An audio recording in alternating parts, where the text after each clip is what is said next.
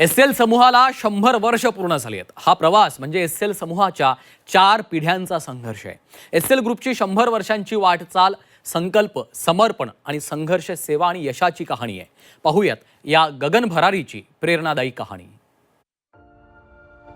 मैंने हमेशा माना है कि बिजनेस शॉर्टकट्स का खेल नहीं होता. ये निरंतरता और धैर्य से आगे बढ़ने का सफर होता है. आयुष्यात मोठी स्वप्न उराशी बाळगली असतील आणि निर्धार पक्का असेल तर कितीही अडचणी आल्या तरी तुम्हाला यशाचं शिखर गाठण्यापासून कोणीही रोखू शकत नाही. एसएल ग्रुपची 100 वर्षांची वाटचाल, संकल्प, समर्पण, संघर्ष, सेवा आणि यशाची कहाणी आहे. ही अद्भुत कहाणी गोयल कुटुंबानं लिहिली आहे, ज्याचा पाया आहे सक्षम नेतृत्व, दूरदृष्टी आणि जोखीम पत्करण्याचं साहस. कधीच पराभूत न होण्याची जिद्द, मानवतेच्या सेवाभावाचं मूल्य आणि राष्ट्रहिताचा भाव. याच मूल्यांची कास धरून एसएल ग्रुपचा दबदबा आजही जगात पाहायला मिळतो.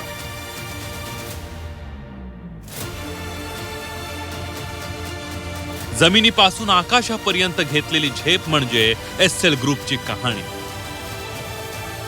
पण हेही खरं आहे की हे यश म्हणजे एक संघर्ष गाथा आहे. याला एसएल ग्रुपही अपवाद नाही. आजपासून बरोबर 100 वर्षांपूर्वी म्हणजेच 1926 साली हरियाणाच्या हिसार जिल्ह्यातील आदमपूरमध्ये एसएल ग्रुपची पायाभरणी झाली. श्री जगन्नाथ गोयंका यांनी धान्याचं दुकान सुरू केलं. काळानुरूप व्यवसाय हळूहळू वाढत होता. वाटेत अनेक चढ उतार आले, अडथळे आले. हा प्रवास दिल्लीपर्यंत पोहोचला. धान्याच्या दुकानात आता दिल्लीच्या मोतिया खानच्या डाळीही दिसू लागल्या. काळ पुढे सरकत राहिला. दिवस, महिने, वर्ष जात राहिले. मग आलं 1969, जेव्हा गोयल कुटुंबातल्या भावांमध्ये व्यवसायाची वाटणी झाली. याच वळणावर 1970 मध्ये 20 वर्षांच्या तरुण सुभाष चंद्रांचं पर्व सुरू झालं. सुरुवातीला त्यांनी काय करायचं हे ठरवलं नव्हतं.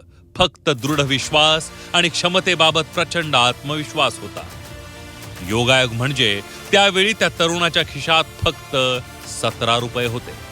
पैसे भलेही कमी होते, पण मनात स्वप्नांचं गाठोडं होतं.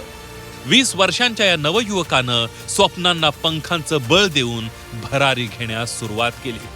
आतापर्यंत फक्त धान्याच्या व्यवसायापर्यंत मर्यादित असलेला हा उद्योग आता वेगवेगळ्या क्षेत्रात आपली छाप सोडणार होता. याचाच एक भाग म्हणजे 1976 मध्ये एसएल ग्रुपची स्थापना झाली. एसएलच्या प्रवासाची जेव्हा सुरुवात झाली तेव्हा देश पहिल्यांदाच नव्या विचारांशी, नव्या संकल्पांशी जोडला गेला होता. 1981 मध्ये पहिल्यांदा देशात एसएल प्रोपॅक लिमिटेडने देशात लॅमिनेटेड ट्यूब सादर केली.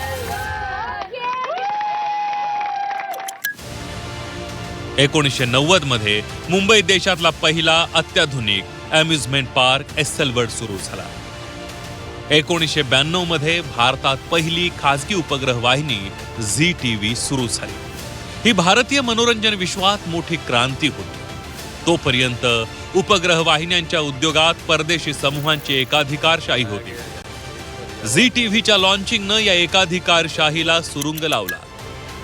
वर्षानुवर्षांपासून झी टीव्ही एंटरटेनमेंट इंडस्ट्रीवर अधिराज्य गाजवते. 1994 ला सिटी केबलची सुरुवात झाली. यानंतर 1995 मध्ये देशातील पहिली 24 तास वृत्तवाहिनी झी न्यूज सुरू झाली. 2000च्या दशकात एसएल ग्रुपचा आणखी विस्तार झाला. शिक्षणापासून डीटीएच पर्यंत, रिअल इस्टेट पासून पायाभूत सुविधा प्रकल्पांपर्यंत एसएल ग्रुपचा विस्तार झाला. डॉक्टर सुभाष चंद्रा यांचं यश फक्त उद्योग उभारणीपर्यंत मर्यादित नव्हतं. भारतीय आकांक्षा जगात कुठेही स्वतःचं कर्तृत्व सिद्ध करू शकते हे दाखवून देण्याचा त्यांचा उद्देश होता.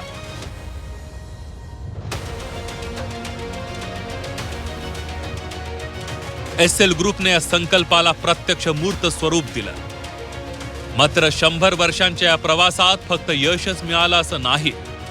खरं तर 5 वेळा मोठ्या संकटातून एसएल ग्रुप गेल्याचं पाहायला मिळालं. त्यावेळी असं वाटलं होतं की हे सगळं संपलं. पण जसा वेळ निघून गेला तसे संकटाचे काळे ढगही निघून गेले. हे सगळं एसएल ग्रुपचा पाया, दूरदृष्टी आणि संयमाच्या पायावर उभा असल्यानं शक्य झालं. संयम आणि सुविचारामुळे एसएल ग्रुपने 100 वर्षात A to Z म्हणजेच आदमपूर पासून झी पर्यंतचा पल्ला गाठला. म्हणूनच तर डॉक्टर सुभाषचंद्र सांगतात, 100 वर्ष एक उल्लेखनीय उपलब्धि तो है ही, एक जिम्मेदारी भी है.